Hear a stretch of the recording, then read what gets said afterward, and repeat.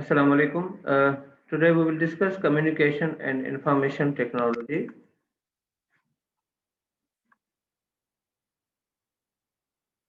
Do you know what is communication? Communication may be defined as the process through which we uh, transfer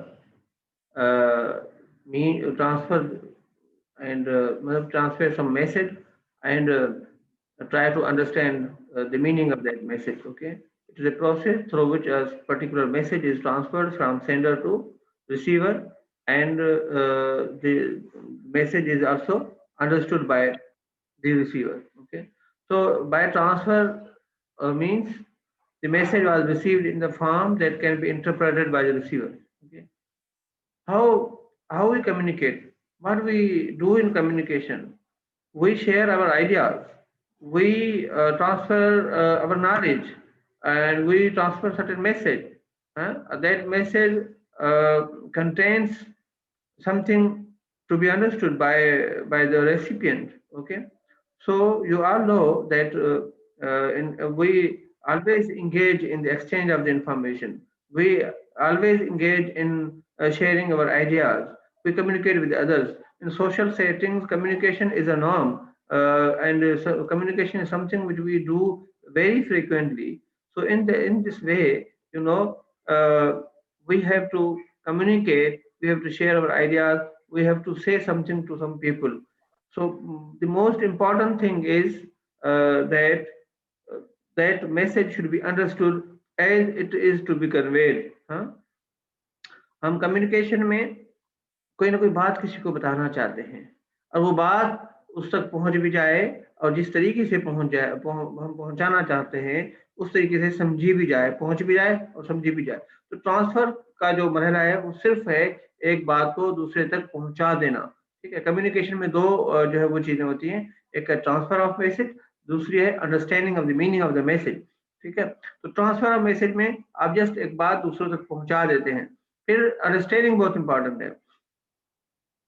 sometime क्या होता है कि आप एक चीज जो है वो कहना कुछ चाहते हैं और अगला बंदा उसको समझता कुछ है। ठीक है, वो एक उर्दू का शेर है कि अंदाज बयां मेरा इतना तो शौक न था मगर शायद के उतर जाए तेरे दिल में मेरी बात। ठीक है, तो बात ये होती है कि बात को दूसरे तक पहुंचाना और जिस हद तक हम पहुंचाना चाहते हैं ये मीनिंग उस तक समझा देना, ये बहुत इंपॉर्टेंट होती है। तो अब ये है कि इसके अंदर काफी सारे फैक्टर्स हैं जो कि जो है इन्वॉल्व होते हैं बात को सिर्फ लेके जाने तक से लेकर बात को जो है अंडरस्टैंड कराने तक। काफी सारे फैक्टर्स जो है इन्वॉल्व होते हैं और पूरा एक कंप्लीट प्रोसेस होता है। हम आज के चैप्टर में वो चीजें सीखेंगे कि कौन सी वो अवामिल हैं, कौन से फैक्टर्स हैं जो हमारे मीनिंग की अंडरस्टैंडिंग के ऊपर असरअंदाज होते हैं। ठीक है, how the meaning is communicated towards other people and how it is understood as it has been communicated. Okay, so the communication is a process of transferring and transfer of knowledge and then understanding of that knowledge meaning. Okay, so there are two major modes of communication, and firstly the interpersonal communication. Okay, interpersonal communication, it means the communication between two or more people. Okay, communication between two or more people is from one person to another person. It is called an interpersonal communication. But in organization, when we are working in an organization, the communication involves all those things, all those patterns, the networks, the systems in which the knowledge is shared, information is shared, and communication, is carried out between the different people and objects of the organization. Okay, so all patterns, network, and system which involve the communication, we call it an organizational communication framework. Okay. So there are basically why the first question is why we communicate, huh? Why we need to communicate with others, why we need to develop a communication channel, why we need to develop a communication system.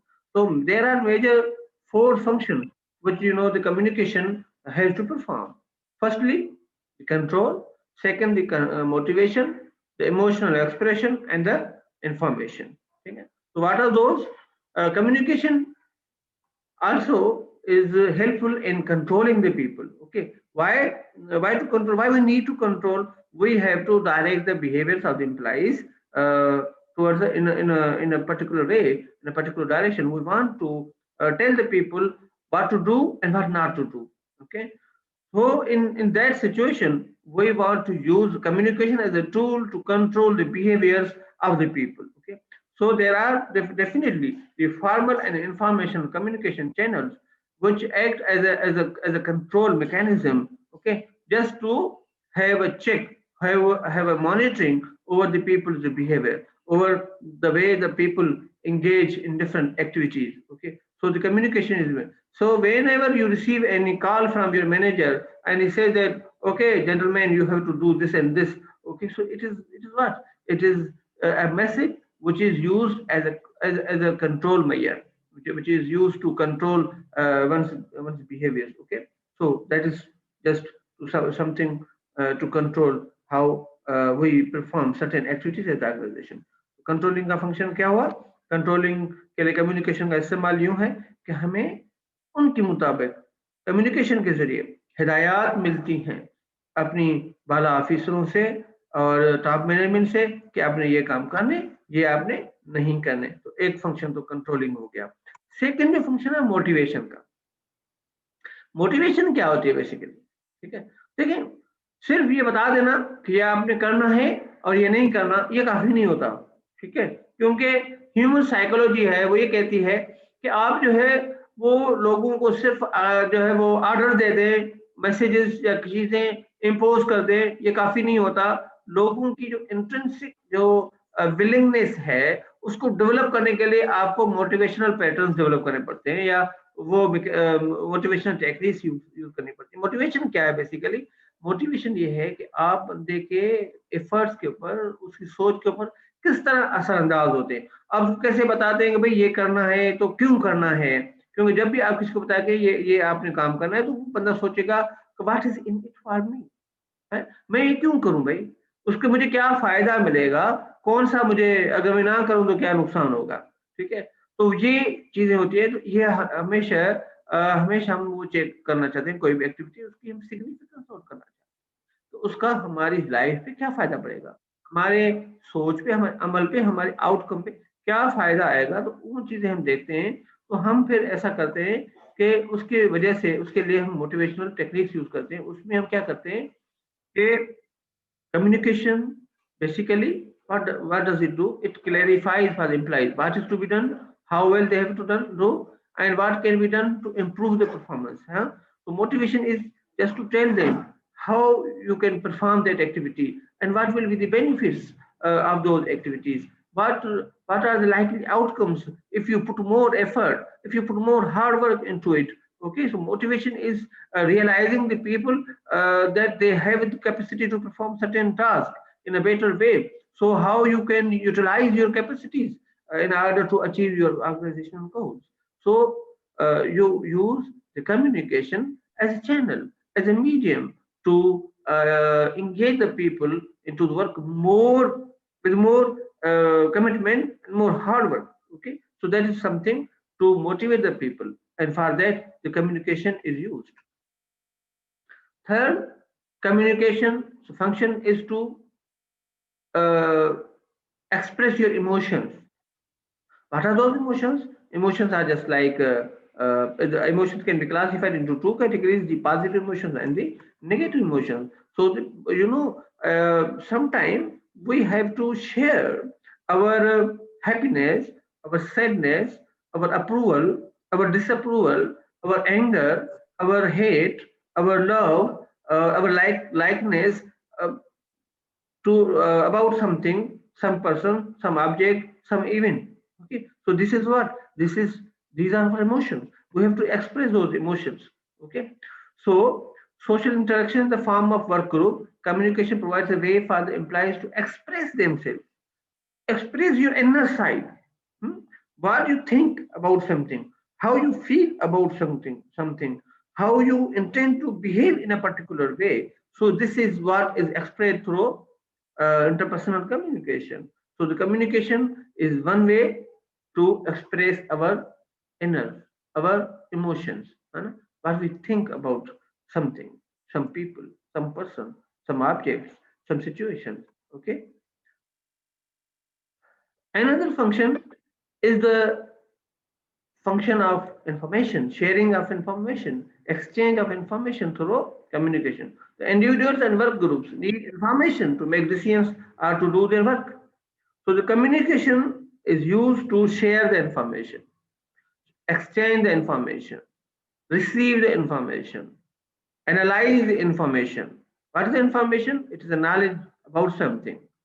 It is a description about something. You describe some facts and figures. You report them in a way that is useful for you. Okay. So communication is one way to share your information. When you call your student, your colleague, and say that the class will be conducted at this time, so it is what? It is a sharing of information. Huh? So it is a sharing of the facts. Okay. So this is something we do, and that is also said to be a communication. Okay, so these were the five functions of the communication which we discussed. Now, what is interpersonal communication? Okay, so for the interpersonal communication, there are different components. First component is the message. Okay, so message, and then it is the encoding, then the channel, and then the decoding, and then the noise, and then the feedback. So in interpersonal communication, the message is here and it is shared with the receiver. So communication is a process through which a message is transferred from the sender to the receiver through using a medium, through using a particular medium. But there are certain conditions which have an influence over the way the message is encoded and the message is decoded. The encoding is a process through which a message is written, message is formulated. हाँ, मिसाल के तौर पर इसकी यहाँ से definition दोबारा पढ़ ले. मैसेज क्या है, इसका सोर्स कौन सा होता है? Sender's intended meaning. So you are a sender and you want to say something to a person. The person whom you want to say something is a receiver. So the thing, the meaning which you want to contain is a message. So how would you to convert your message into a symbolic form, either in written words or in spoken words or in a symbols, just same. अगर किसी को आप कहते हैं ये ऐसे करते हैं तो इसका मतलब है आप उसको कहते हैं B silent. Okay, so this is a sign to communicating some person to be silent. Okay, तो मुख्तलिफ किस्म के कोड्स आप यूज करते हैं कोई बात लोगों तक पहुंचाने के लिए. उसमें आपके हाथों के इशारे भी हो सकते हैं, फेशियल एक्सप्रेशन भी हो सकते हैं. किसी को सिंपली आप यूं ऐसे करते हैं तो इसका मकसद आप उसको रोकना चाहते हैं. ठीक है, कभी कभी आप अपनी सैडनेस, अपनी डिस्कम्फर्ट जो है अपनी फेशियल एक्सप्रेशन के जरिए जो शेयर करते हैं. कभी कभी अल्फाज के जरिए करते हैं, कभी कभी रिटन मैसेज के जरिए करते हैं, कभी कभी वॉइस नोट के जरिए करते हैं, कभी कभी जो है आप जो है कोई अपनी कोई जस्ट कोई सिंबल कोई चीज शेयर करके आप करते हैं. ठीक है, तो यह है कि आप वो उसको हम कहते हैं इनकोडिंग. क्या कहते हैं? इनकोडिंग. जो मैसेज जो बात आप करना चाहते हैं उसके लिए कुछ आप कोड्स यूज कर रहे हैं. ठीक है, तो वो आपकी encoding.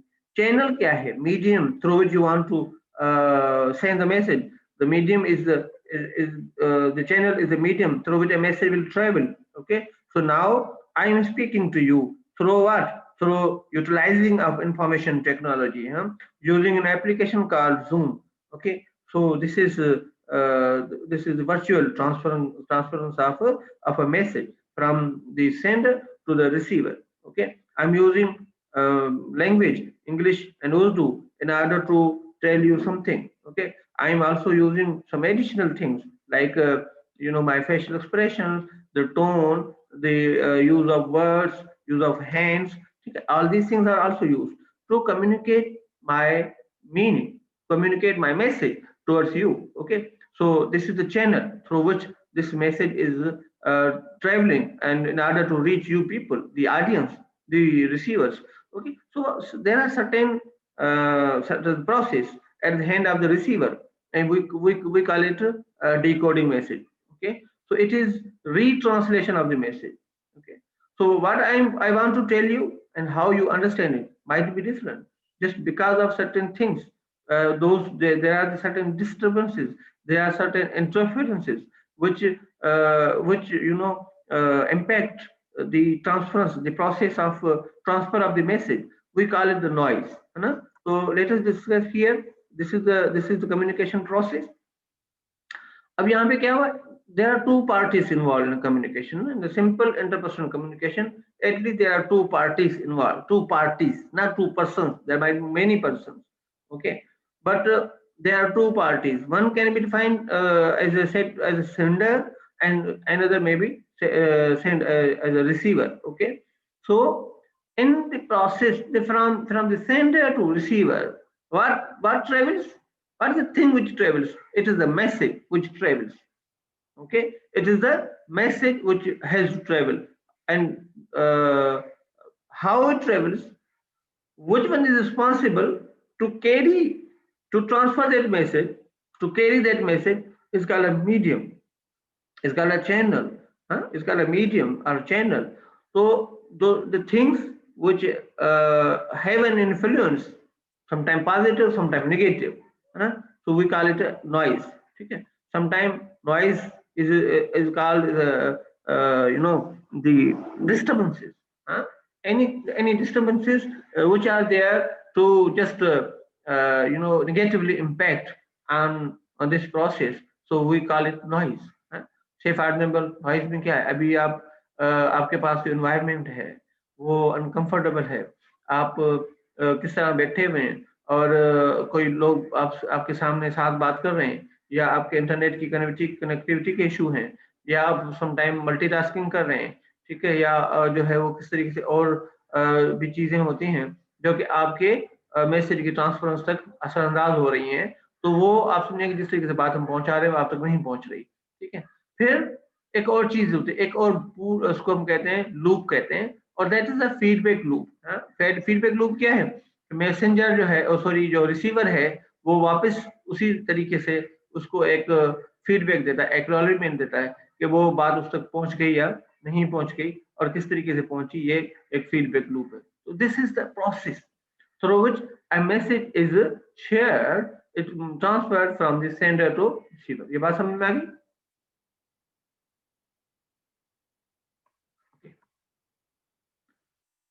So what are the distortion which we call as a noise, ठीक है। मैसेज एनकोडिंग में भी प्रॉब्लम होती है। The effects of the skills, attitude and knowledge of the sender on the process of encoding the message, ठीक है। कौन कौन सी चीजें होती हैं जो प्रॉब्लम होती है? First problem might be at the hand of the sender, ठीक है। और वो क्या होता है, एनकोडिंग का, कि समटाइम देखें, अगर हम जो है वो जो बात करना चाह रहे हैं, अगर हम जो है जो अल्फाज के लिए यूज कर रहे हैं वो बहुत ज्यादा मुश्किल है, बहुत ज्यादा टेक्निकल है, बहुत ज्यादा मतलब जॉर्गन्स हैं, ठीक है, बहुत ज्यादा टेक्निकल टर्म्स यूज होती हैं और बहुत टफ लैंग्वेज यूज होती है, तो भी मैसेज उस तरीके से कम्युनिकेट नहीं होता, ठीक है।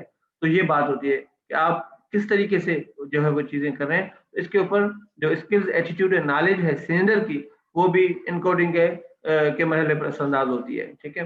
Sometimes we use very difficult terms, very difficult jargons, very difficult language, and that cannot be that cannot transfer the meaning fully, है ना। तो इस हिसाब से भी काफी सारे प्रॉब्लम्स आ सकते हैं कि आपने जो बात लिखी है, लिखने के स्टाइल में, आपकी राइटिंग के स्टाइल में, आपके कहने के स्टाइल में चीजें जो है वो सही से आप नहीं कह पाए हैं। बाद में ऐसे जुमले लिखे होते हैं जिन्हें हमें पता नहीं चलता कि वो बंदे ने वो कहना क्या चाहता है, ठीक है। तो ये बात है, तो ये it will depend how much skills and knowledge and attitude a sender have, ठीक है। तो उसके बाद सेकंड पॉइंट जो है वो social culture system of the sender. ये बात भी है कि किस तरीके के एनवायरनमेंट से वो ताल्लुक रखता है, तो क्योंकि जो हमारे सिलेक्शन ऑफ वर्ड्स है और वो भी हमारे कल्चरल अपग्रूमिंग को जाहिर करती है, ठीक है। बाज़ औक़ात किसी सोशल सेटिंग में कुछ अल्फाज की मीनिंग अलग होती है और किसी और सोशल सेटिंग में या कल्चरल सेटिंग में उन्हीं अल्फाज की मीनिंग डिफरेंट होती है, तो वो जो है भी असरअंदाज होती है हमारे मैसेज के डेवलपमेंट में। फिर मैसेज के अंदर कौन सी चीजें होती हैं कि the symbols used to convey the message and meaning, ठीक है, the way those things are written or content of the message itself basically, choice of the message format and noise interfering with the message, ठीक है। Format के ऊपर भी चीजें होती हैं। अगर आप देखें ना, अगर आप नेट एटिकेट्स पढ़ते हैं तो वो कहते हैं जी कि अगर आप if you are using all capitals तो it means it shows that the person is crying, है ना। तो द फॉन्ट स्टाइल और जो आप लेटर लिखते हैं मिसाल के तौर पर कोई रिटन कम्युनिकेशन में है, तो the way you write your letters, your application has something to communicate, ठीक है, regardless of the words contain in it, ठीक है। तो ये भी एक तरह का एक मैसेज जो है उसके अंदर जरूर मौजूद होता है, ठीक है। उसके अलावा कौन सी चीजें हैं? चैनल, चैनल के अंदर कौन सी डिस्टॉर्शन आती है? The sender's choice of the appropriate channel or multiple channel for conveying the message, ठीक है। Sometimes you have different choices, alternatives for transferring of the message, ठीक है, and every channel has its own positives and negatives, strengths and weaknesses, ठीक है। Some channels are more effective than others, and how effectively you are able to choose the channel for the transfer of the message will have a greater impact over the way you want to convey the meaning, okay।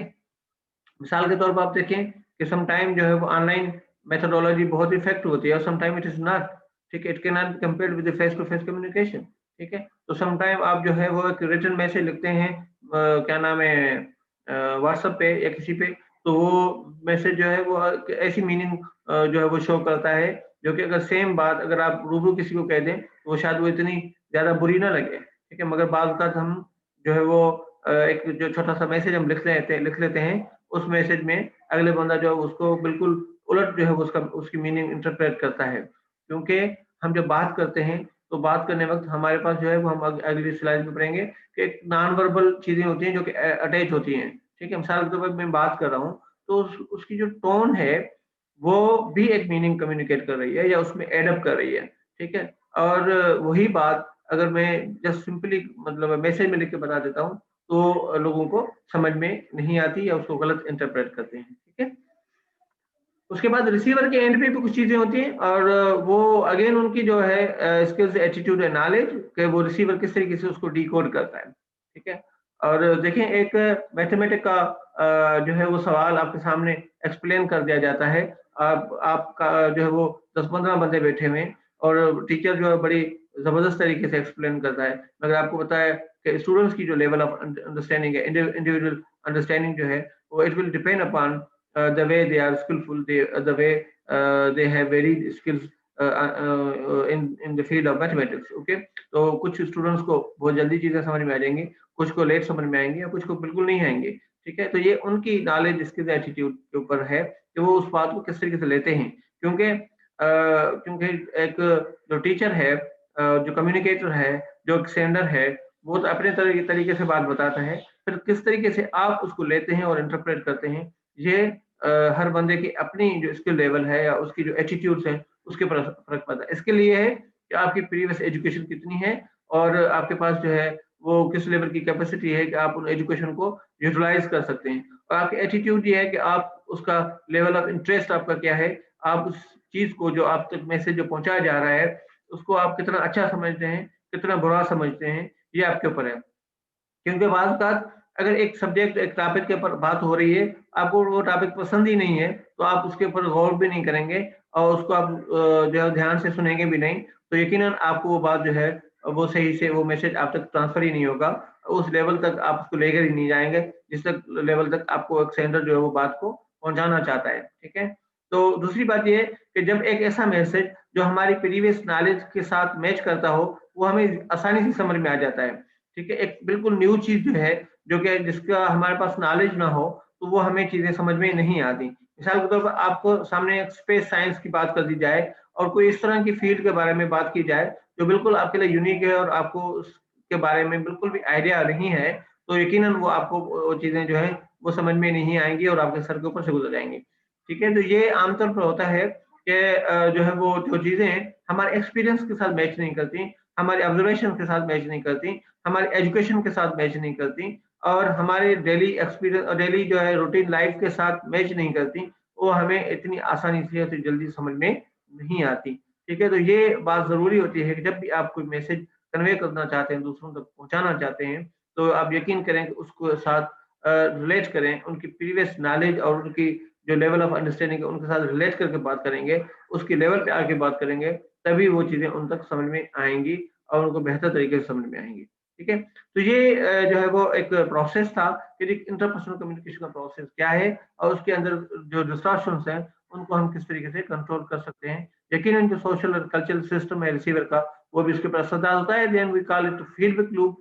Feedback बहुत ज़रूरी होता है और communication distortions affecting the return message from the receivers to sender sometime जो है वो हम जो फीडबैक लूप जो है वो डेवलप नहीं कर पाते क्योंकि जो जो नॉइज है जो डिस्टॉर्शंस है वो हमें जो है वो जो बात है रिसीवर से सेंडर तक दोबारा बात नहीं पहुंच पाती, हमें नहीं पता चलता किस तरीके से करें। देखिए अभी जो ऑनलाइन एजुकेशन हम ले रहे हैं, क्लासेस ले रहे हैं, इनमें जो हमें सबसे ज्यादा प्रॉब्लम होती है वो यही होती है कि हम जो बात कर रहे हैं आप तक कैसे पहुंच रही है और वो उसका जो फीडबैक है वो कितना है, ये हमें जो फौरी एक रियल टाइम फीडबैक जो हमें फेस टू फेस क्लासेस में मिलता है, वो यहाँ पे नहीं मिलता।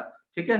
क्योंकि इसमें यहाँ पे ये है कि हमारा जो है वो जब हम फेस टू फेस पढ़ा रहे होते हैं, तो हमारा एक आई कॉन्टैक्ट भी होता है स्टूडेंट के साथ, हम उनके चेहरों को देख भी रहे होते हैं, तो उनके चेहरे के ऊपर जो तगय्युरात हैं, जो तासुरात जो बदल रहे हैं, उससे हमें अंदाज़ा होता है कि हमारी बात उन तक किस हद तक पहुँच रही है और किस हद तक नहीं पहुँच रही।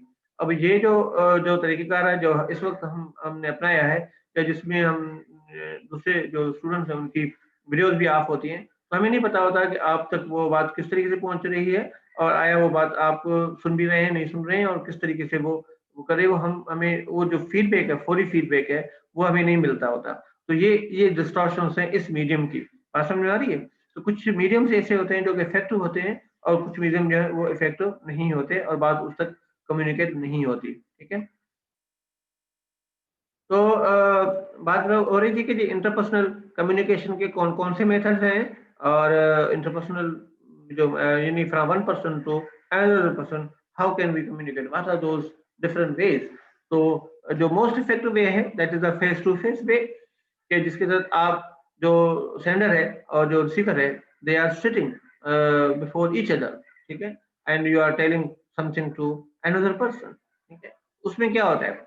उसमें लीस्ट डिस्टॉर्शंस होती हैं, ठीक है? कम से कम डिस्टॉर्शंस होती हैं। फिर उसका फीडबैक लूप जो है वो इतना स्ट्रॉन्ग होता है कि आपको मजबूर करता है कि आप अपनी बातों को जो है वो और बहुत ज़्यादा तरीके से जो है आप मतलब डिफरेंट वेज़ में आप इनकोड कर दें। मिसाल के तौर पर फेस टू फेस में मैंने एक बंदे को एक बात कही, उसको समझ में नहीं आई, ठीक है? और मैंने महसूस किया कि जो मैंने अल्फाज यूज़ किए, जो वर्ड्स यूज़ किए, वो उनकी समझ से ऊपर गए, ठीक है? फिर मैं सादा अल्फाज इस्तेमाल करने की कोशिश करूँगा, सादा अल्फाज में उस तक बात पहुँचाने की कोशिश करूँगा, अपनी टोन को चेंज करूँगा, अपने अंदाज़ को चेंज करूँगा, अपने वर्ड्स को चेंज करूँगा, लैंग्वेज को चेंज करूँगा, ठीक है? और फिर उस तक जो है वो अपनी बात पहुँचा देंगे, क्योंकि वो फीडबैक का जो लूप है वो साथ-साथ काम कर रहा होता है, इन रियल टाइम काम कर रहा होता है। तो ये चीज़ें बहुत ज़्यादा इफेक्टिवली हम दूसरों तक कम्युनिकेट कर सकते हैं। फिर टेलीफ़ोन मेथड है, इस तक भी ये है कि फौरी फीडबैक होता है और बात जो है एक-दूसरे तक पहुँचती है। अगेन जो फेशियल एक्सप्रेशंस हैं या जो इस तरह की चीज़ें वो वहाँ पे नहीं पहुँचती। ग्रुप मीटिंग्स भी एक वे है जिसके तहत हम मैसेज दूसरे लोगों तक पहुँचा देते हैं और इसमें क्या होता है कि हम ज़्यादा लोग जो है एक-दूसरे के साथ कम्युनिकेट कर सकते हैं। फॉर्मल प्रेज़ेंटेशंस भी एक वे है जिसके तहत हम इन्फॉर्मेशन दूसरों तक पहुँचाते हैं और आप जो है एक प्रेज़ेंटेशन डेवलप करते हैं, एक बंदा और पूरी इन्फॉर्मेशन जो जितनी भी डिटेल्स हैं और उसके बैकग्राउंड से लेकर उसके फ्यूचर तक की जो चीज़ें हैं वो सारी उसकी एक प्रेज़ेंटेशन की सूरत में आप दूसरे लोगों तक पहुँचाते हैं। तो और वो इन्फॉर्मेशन जो है लोगों तक जो है वो शेयर होती है। इससे क्या होता है कि आप जो है वो खुली तौर पर अपनी बात दूसरों तक पहुँचा सकते होते हैं। ठीक है? एक तो ये तरीक़ेकार है।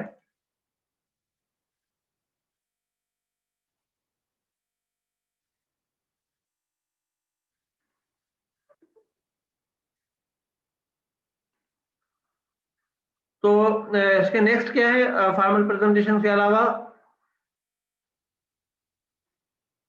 जी, इंटरनेट की इश्यू हो सकती है कि वॉइस क्लियर ना हो। ओके।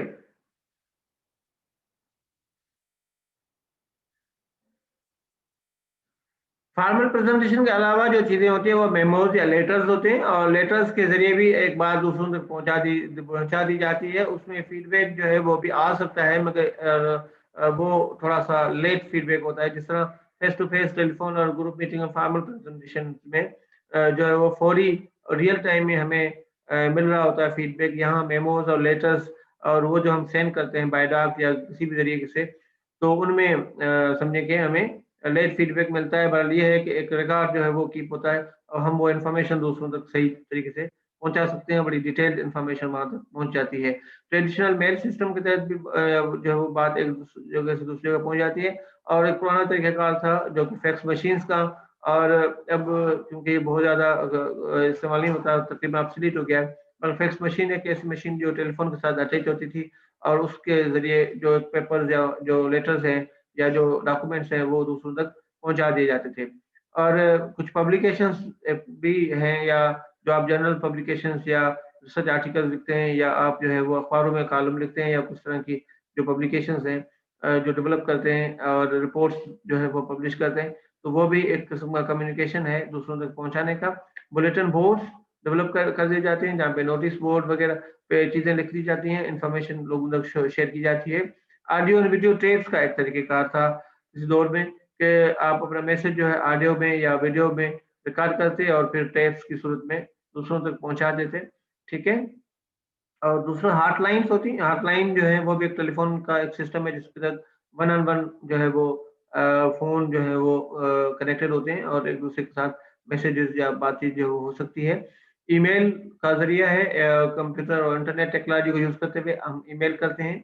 कंप्यूटर कॉन्फ्रेंसिंग या वीडियो कॉन्फ्रेंसिंग भी यूज होती है, जिस तरह अभी ये जो हमारा मोड है, जो लेक्चर है, ये एक किस्म का वीडियो कॉन्फ्रेंसिंग है। वॉइस मेल आप आजकल यूज करते हैं व्हाट्सएप पे भी, और जिसमें आप एक वॉइस रिकॉर्ड करके लोगों तक पहुंचा देते हैं। और टेली कॉन्फ्रेंसेस होती हैं, और उसमें आप टेलीविजन और वीडियो टेक्नोलॉजीज को यूटिलाइज करते हुए आप लोगों तक इंफॉर्मेशन शेयर करते हैं। इसके अलावा भी कुछ जो है वो चीज़ें हो सकती हैं, मगर जो है सबसे ज़्यादा कॉमन जो मेथड्स हैं वो ये हैं। ठीक है।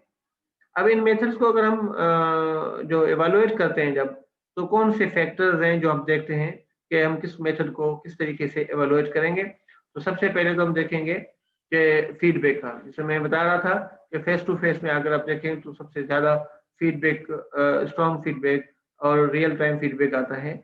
और फिर आप देखते हैं कम्प्लेक्सिटी कैपेसिटी, यानी कि वो कितना जो है वो मतलब है कि इंतहा इम्पोर्टेंट है या सिग्निफिकेंट है। और ब्रेस्ट पोटेंशियल के किस हद तक आप इंफॉर्मेशन जो वो शेयर कर सकते हैं। मिसाल के तौर पर आपने देखा कि मेमोज में और प्रेजेंटेशन में हम या पब्लिकेशन में हम डिटेल में इंफॉर्मेशन लोगों तक शेयर कर सकते हैं। फिर कॉन्फिडेंशियलिटी की बात है कि जो फेस टू फेस है उसमें कॉन्फिडेंशियलिटी जो है वो ज्यादा होती है, और इमेज में भी होती है। मगर आप देखिए तो जो आप पब्लिकेशन हैं या जो लेटर्स हैं उसमें कॉन्फिडेंशियलिटी का जो है वो इशू आ सकता है। ठीक है। इंफॉर्मेशन लोगों तक सही नमूने से पहुंच नहीं पाती, और वो जो है वो हो सकती है कि उस तक जो है वो ना जिस तरीके से आप कहना चाहते हैं उस तक बात ना पहुंचे।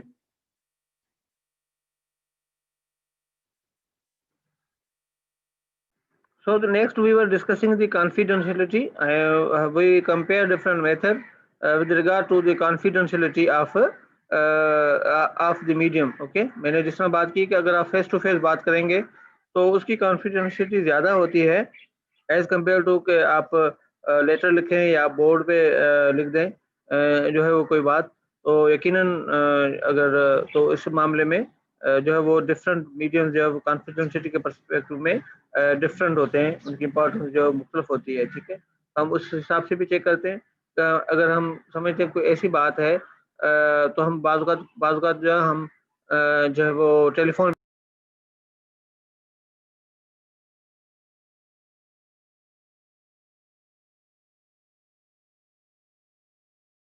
कॉन्फिडेंशियलिटी के बाद जो बात हम करते हैं वो है इनकोडिंग की ईज और डिकोडिंग की ईज की। ठीक है। The way the message is encoded and the way the message is decoded. ठीक है। It is more important. ठीक है। और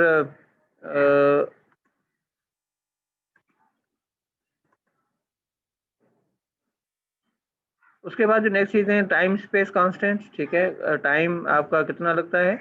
और यानी देखें कि अगर फेस टू फेस में अगर आप टाइम बचाना चाहते हैं और या आप कॉस्ट बचाना चाहते हैं तो भी आप मीडियम का अप्लाई करते हैं, ठीक है। Sometime it is difficult for us to travel in order to have a face to face meeting, so we go and we prefer an online meeting through the online softwares, or we just have a chat on the telephone or any other medium, okay। तो cast भी आप बात बचाना चाहते हैं। मैं पहले बात कर रहा था कॉन्फिडेंशियलिटी के सेक्शन में कि क्योंकि बाज़ का लोग जो हैं बहुत सी कॉन्फिडेंशियल इंफॉर्मेशन मैसेजेस के ज़रिए या इसके ज़रिए नहीं शेयर करना चाहते, टेलीफोन के ज़रिए, क्योंकि उनको पता होता है कि जी टेलीफोन वगैरह रिकॉर्ड हो सकते हैं या कुछ इस तरह की चीज़ें हो सकती हैं। तो फिर वो face to face one on one meetings में जो वो शेयर करना चाहते हैं और वो भी काफ़ी कोशिश करते हैं। अगर आप आपने देखा होगा कोई हाई फाई मीटिंग्स होती हैं तो लोग prefer to meet outside environment rather than in the closed environment just because of the confidentiality of the information, okay। तो इंटरपर्सनल जो वार्मथ है वो भी कि जी देखें कि हम कौन सी चीज़ें, मिसाल के तौर पर मैंने कहा कि एक ऐसी इंफॉर्मेशन जिसके अंदर जो जहाँ पे फेस टू फेस जो क्या नाम है एक्सचेंज होता है, इंटरेक्शन होता है, तो वहाँ पे हमारे जो ना एक जो हमारी टोन है हमारे मैसेजेस की या हम बात करते हैं, तो ये चीज़ें ना एक इंटरपर्सनल एक वार्मथ क्रिएट करते हैं, ठीक है। हम आपको किस तरीके से डील कर रहे हैं, ये सारी चीज़ें आपके जस्ट सिंपल जो है शॉर्ट मैसेज सर्विसेज में या आपके सिंपली जो है वो ईमेल्स में या रिटन कम्युनिकेशन में वो चीज़ें नहीं होती। बात समझ आ रही है? हम जब एक बंदे के साथ सामने बिठा के बात करते हैं, तो वो हमारी बात उसके दिल तक पहुँच भी जाती है। क्योंकि हमारी जो टोन है, हमारा जो अंदाज़ है, फेशियल एक्सप्रेशंस है, वो हमारी मीनिंग्स को और ज़्यादा जो है वो इम्पोर्टेंट बनाते हैं, ज़्यादा मीनिंगफुल बनाते हैं, ठीक है? ये चीज़ें एक तो ये होती है। उसके बाद जो है अगली चीज़ है फॉर्मेलिटी की, कि जी फॉर्मेलिटी क्या कौन-सी है? जो कुछ मीडियम ऐसे हैं जो फॉर्मल चैनल हैं, कुछ जो मीडियम है वो इनफॉर्मल होते हैं। मिसाल के तौर पर अगर आप जो मैसेज करना चाहते हैं वो बहुत ज़्यादा फॉर्मल है, तो उसके लिए आप लेटर लिखेंगे, उसके लिए आप मेमो डेवलप करेंगे, उसके लिए आप ऑफ़िशियल ईमेल यूज़ करेंगे या कोई ऐसी चीज़ जो कि जिसको एक ऑफ़िशियल रिकॉर्ड के तौर पर लिया जाए, ठीक है? उसको आप फिर अनरिटन जो है वो नहीं करेंगे, आप उसमें कोशिश करेंगे एक रिटन डॉक्यूमेंट या एक एविडेंस जो है वो क्रिएट करना चाहते हैं, तो फिर आप उसके लिए वो मीडियम जो है वो यूज़ करेंगे, ठीक है? और फिर स्कैनेबिलिटी की बात है कि आया वो मैसेजेस जो है वो आपके कितने स्कैन किए जा सकते हैं या किस तक जो दूसरे लोगों तक जो है वो उसकी रिकॉर्ड किया जा सकता है और दूसरों तक पहुँचा दी जाती हैं। टाइम कंज़म्पशन की बात भी है। तो इस हिसाब से अगर आप देखें कि जो डिफरेंट मेथड्स हैं, हमने कहा जी कि अगर आप फीडबैक पोटेंशियल की बात करते हैं, तो अगर जो है इसमें अगर चीज़ें देखी जाती हैं कि जी rating is 1 on scale, 1 is for high and 5 is for low, ठीक है? Consumption time refer to who control the reception और कम्युनिकेशन, ठीक है? तो अगर यहाँ पे जो डिफरेंट जो चैनल्स हैं, उनकी हमने नंबरिंग की है, ठीक है? और नंबरिंग यूँ करते हैं कि अगर 1 है, हाईएस्ट के लिए 1 मार्क्स दिए हैं या 1 नंबर दिया है और जो लोएस्ट के लिए 5 दिया है, ठीक है? तो हमने कहा जी फीडबैक पोटेंशियल के हिसाब से, कॉम्प्लेक्सिटी कैपेसिटी के हिसाब से, ब्रेड्थ के हिसाब से, कॉन्फिडेंशियलिटी के हिसाब से और encoding, time decoding, space constant और cost, personal warmth, formality, scalability और कंजम्पशन टाइम के हिसाब से अगर हम ये देखें, तो फेस टू फेस में जो है सबसे ज़्यादा फीडबैक होता है और सबसे लो फीडबैक कहाँ पे है? पोस्टल मेल में, ठीक है? क्योंकि पोस्टल मेल जब आप भेजते हैं, पता नहीं कब पहुँचती है, कब नहीं पहुँचती। पब्लिकेशन आप लिख लेते हैं, इसमें भी सबसे लोएस्ट जो है वो इसका फीडबैक होता है। उसकी वजह क्या है कि पब्लिकेशन में का भी हमें ये नहीं पता चलता किसने पढ़ा, किसने नहीं पढ़ी और उसके ऊपर लोगों की क्या राय है, वो हम तक जो है वो नहीं पहुँच पाती। मगर एक चीज़ यहाँ पे बता दूँ कि ये जो बिल्कुल न्यू मेथड्स हैं, उसमें हमारे जो वेबसाइट्स हैं या सोशल जो पेजेज़ हैं या सोशल जो साइट्स हैं, ये भी इम्पोर्टेंट टूल हैं कम्युनिकेशन के आज के दौर में। और इनके अंदर जो है, वो भी आप समझेंगे रियल टाइम जो है वो फीडबैक हमें मिल रहा होता है कि अगर कोई भी कंपनी जो है, जिस तरीके से कोई भी पोस्ट रखती है या कोई जो है वो एडवर्टाइज़मेंट उनकी आती है या कोई भी इस तरह की चीज़ जो है वो मैसेजेज़ वो अपने कस्टमर्स के लिए लिख के जो है वो अपनी वेबसाइट पे डालते हैं, तो फौरी तौर पर उसके ऊपर रिव्यूज़ आना शुरू हो जाते हैं या कमेंट्स आना शुरू हो जाते हैं या लोगों के जो फीडबैक आना शुरू हो जाता है। तो ये भी बहुत ज़्यादा इम्पोर्टेंट है, मगर उसको भी उसके लिए ये है कि उनको भी इंटरप्रेट करना और उसमें से राइट और रॉन्ग को जो है वो सिलेक्ट करना बहुत ज़्यादा मुश्किल होता है बाज़ औक़ात, ठीक है? मगर एक चीज़ ये बता दूँ कि आजकल जो है वो कंपनीज बहुत ज़्यादा सोशल मीडिया साइट्स का, जिसमें ट्विटर, फेसबुक और जो है मुख्तलिफ किस्म की उनकी अपनी वेब वेब पोर्टल्स को वो यूज़ कर रहे हैं लोगों तक कम्युनिकेट करने में और लोगों की बातों को। अगर फॉर एग्जाम्पल अगर आप किसी की सर्विसेज से मुतमिन नहीं है एज ए कस्टमर, तो आप अगर ट्विटर पे एक मैसेज करके या उनको टैग कर देते हैं या फेसबुक पे एक पोस्ट रख के उन कंपनीज को टैग करते हैं, तो वो आपको फौरी तौर पर रिप्लाई करते हैं और आप फौरी तौर पर आप तक पहुंच जाते हैं। ठीक है, तो रिसेंटली मैंने इस तरह का एक्सपीरियंस किया था और मैंने एक कंपनी जो कि जिसका नेटवर्क ख़राब था, तो उनको मैंने ट्विटर पे काफ़ी परेशान किया, तो उन्होंने भी मुझसे रब्ता किया। तो ये देखें कि मुख्तलिफ़ किस्म की जो है वो इनकी वेरिएबिलिटी है और इसके मुख्तलिफ़ मेथड्स की आप ये जो क्राइटेरिया है उनके मुताबिक, ठीक है। इंटरपर्सनल कम्युनिकेशन में अब तक जो हमने पढ़ा था वो था वर्बल कम्युनिकेशन, ठीक है, और एक इसकी जो सेकंड जो कैटेगरी है उसको हम कहते हैं नॉन वर्बल कम्युनिकेशन। क्या कहते हैं? Non verbal communication. और नॉन वर्बल कम्युनिकेशन क्या होता है?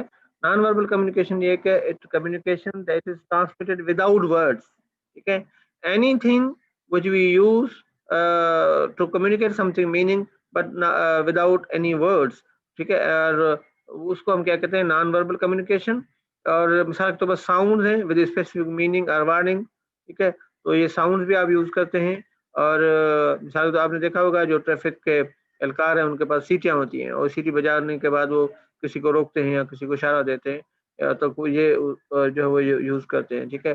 डिफरेंट अलार्म्स यूज़ होते हैं और फायर से बचने के लिए, इस तरह की चीज़ें, ठीक है। अगर एक एम्बुलेंस है उनके उनके अपने अलार्म हैं और लोगों को जो है वो हटाने के लिए ये कुछ ना कुछ कम्युनिकेशन होती है, ठीक है। और उसके बाद इमेजेस हैं that control and encourage behaviours, ठीक है, और situational behaviour that convey meaning, ठीक है। अगर आप उसके बाद clothing and physical surroundings that imply the status, ठीक है।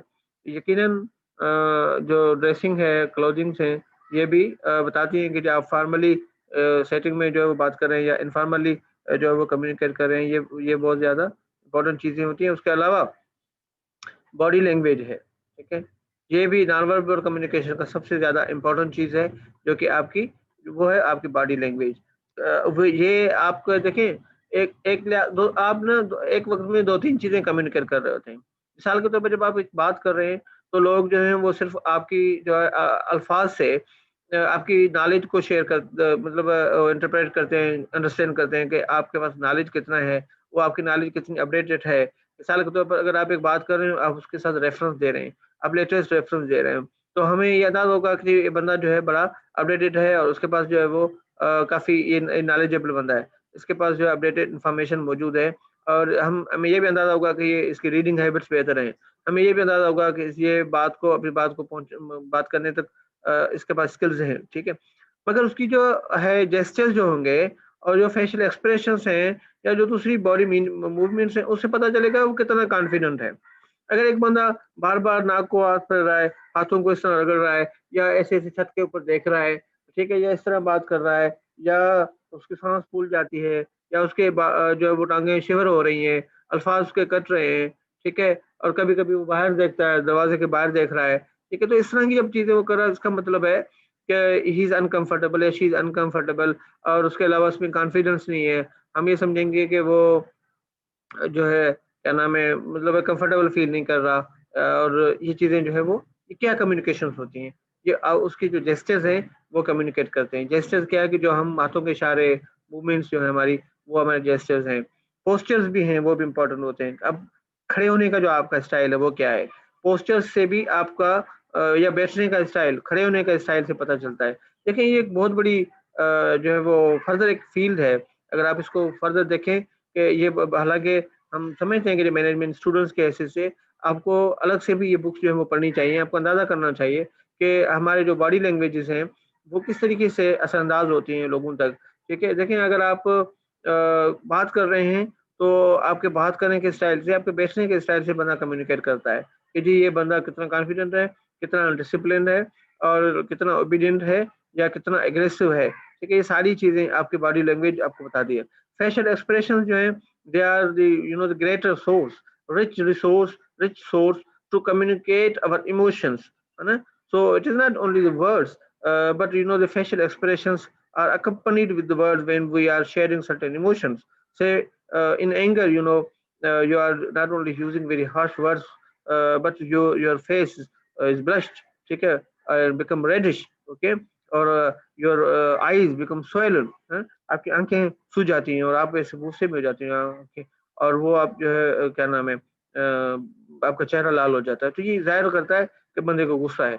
सैडनेस में आपका जो है वो चेहरा क्या होता है, कॉन्ट्रैक्ट हो जाता है, और आपकी आंखें भी जो है वो छोटी हो जाती हैं, और फिर आप थोड़ा सा घबराए हुए लगते हैं।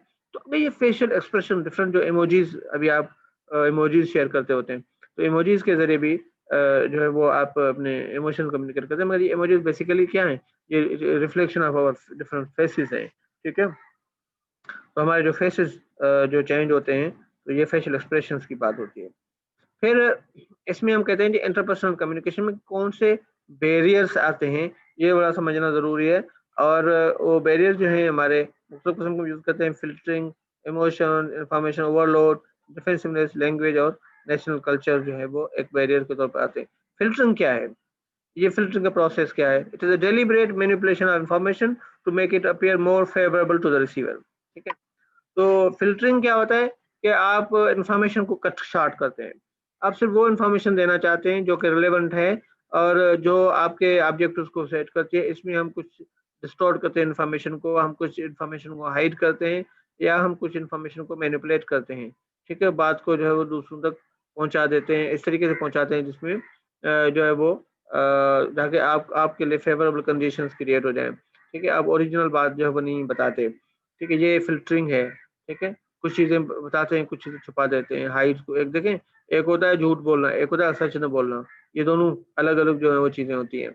फिर इमोशंस यकीनन disregarding rational and objective thinking processes and substituting emotional judgments when interpreting messages, ठीक है?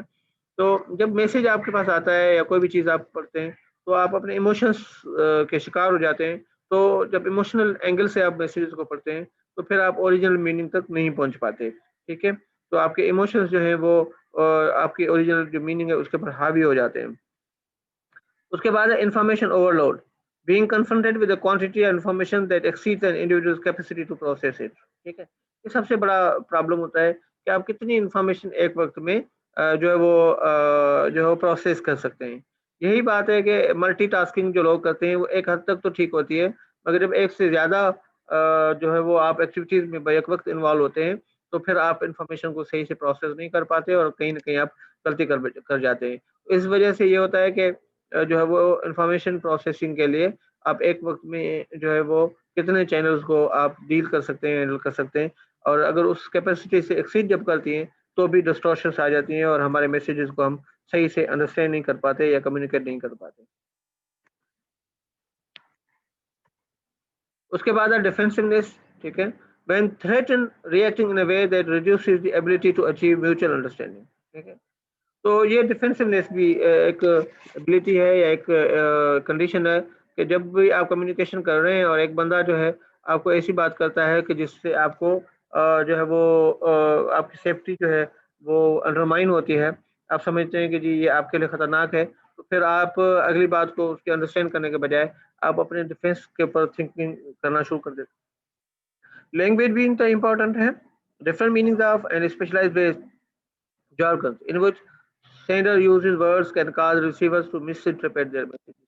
Sometime देखिए वो कहते हैं ना कि जी अगर आप मैसेज लिखना चाहते हैं, रिटन मैसेजेस में जितने शॉर्टर सेंटेंस होंगे उतने बेटर होंगे, ठीक है? और जितने आप जो है वो सिंपल वर्ड और सिंगल वर्ड्स यूज करेंगे इतने बेटर होंगे, जितने शॉर्टर वर्ड्स यूज करेंगे इतने बेटर होंगे, और जितने जो है ना वो टेक्निकल टर्म्स जो है वो बहुत ज़्यादा टेक्निकल टर्म्स को अवॉइड करना पड़ता है, इतना सिंपलेस्ट वे में बात करनी पड़ती है ताकि अगले बंदे को समझ में आए, ठीक है? हम अगर बहुत ज़्यादा जार्गन्स यूज करते हैं, बहुत ज़्यादा एक जो है वो टर्म्स यूज करते हैं, तो वो जो है क्या नाम है एक समझे कि नेगेटिव जो है वो एटीट्यूड शो करती हैं, ठीक है? तो उनको अवॉइड करना चाहिए एक्चुअली।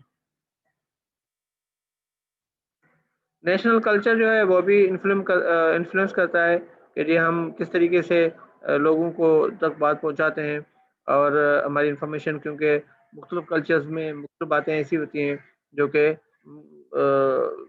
एक कल्चर में अगर एक चीज़ पसंद की जाती है, तो दूसरे कल्चर में वही बात या वही अल्फाज़ जो है वो नहीं पसंद किए जाते।